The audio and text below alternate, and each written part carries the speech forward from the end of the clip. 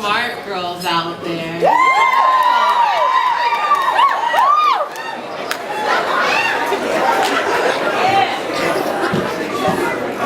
It's always baffled me to hear when women complain about how men only use them for their bodies because, you know, that's never happened to me before. Yes.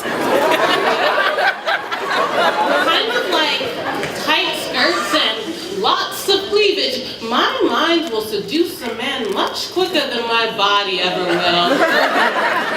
The only time they want me just for my body is in hopes that it will form contortions, spelling out the answers to their multiple choice test.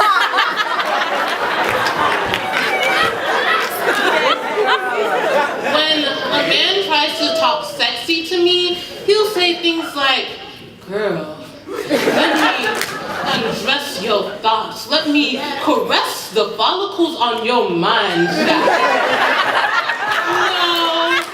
No, what are you saying to me right now? There is no such thing as a mine shaft. And then he'll probably respond with something like, wasn't that in chapter 17?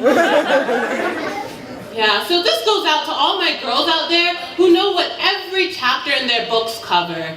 Kind of like a hymn number. As soon as the number is called out, she begins reciting, retelling the tales that that chapter entailed, finding details submerged in paragraphs filled. I'm going to speak for us right now, because we feel just as used when you use us for our tutoring services as for our bodies.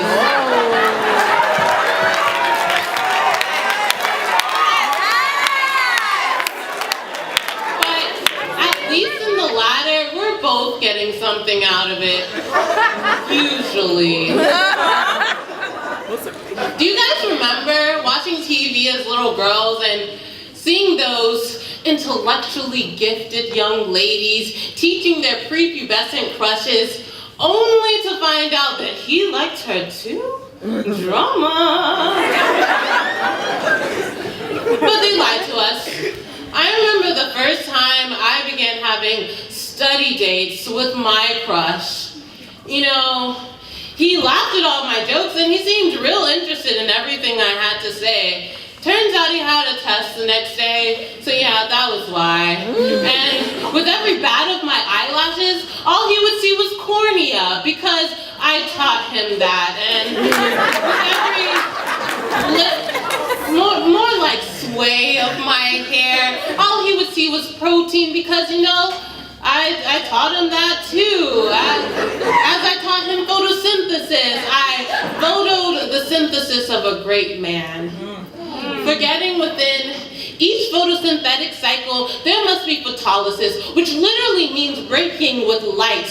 Hoping that he didn't break the bonds which hold me together with the light of his mouth, but what happens to a dream deferred?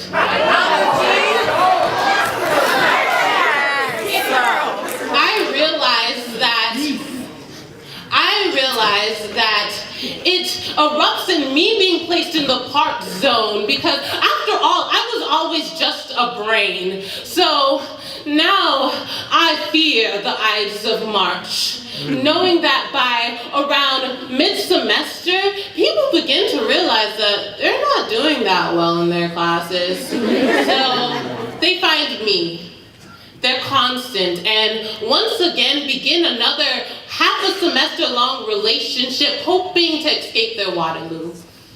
So they derive all the good out of me, knowing good and well that the derivative of a constant is nothing. Nothing more than a placeholder, nothing more than a brain. So then I realized that's what it is. Males. No matter how quickly they will retort this statement, they often either want a body or a brain. So my brain weighs heavy on my shoulders, not simply because of its mass, but rather because the forces acting against me are mass times the acceleration of gravity. The gravity disabling the the wings of women who could fly, but are afraid to because they worry that they'll transform from a body to a brain. But I want to talk to you women tonight, because that's how you tell a boy from a man, because a man will find a brain attractive. He will slither into the depths of your soul guy and realize that he can never fathom the fathoms of your furrows. Yes,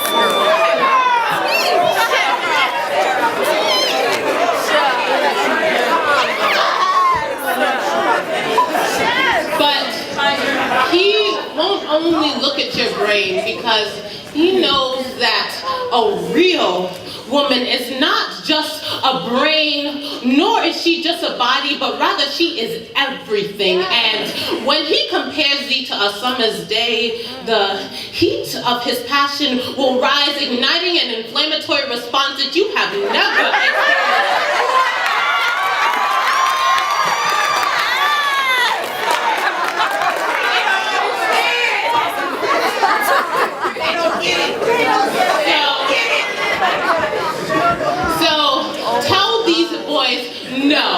No, I am not your Wikipedia, or your encyclopedia, or your dictionary, or your spell check, or your textbook, or your Bible.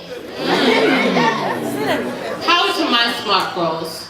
Those girls who always get the jokes because we're the ones keeping them on the football team, the basketball team, track team, the tennis team. You'd be surprised. Power to my girls who taught their elementary school crushes how to say their ABCs, formerly known as their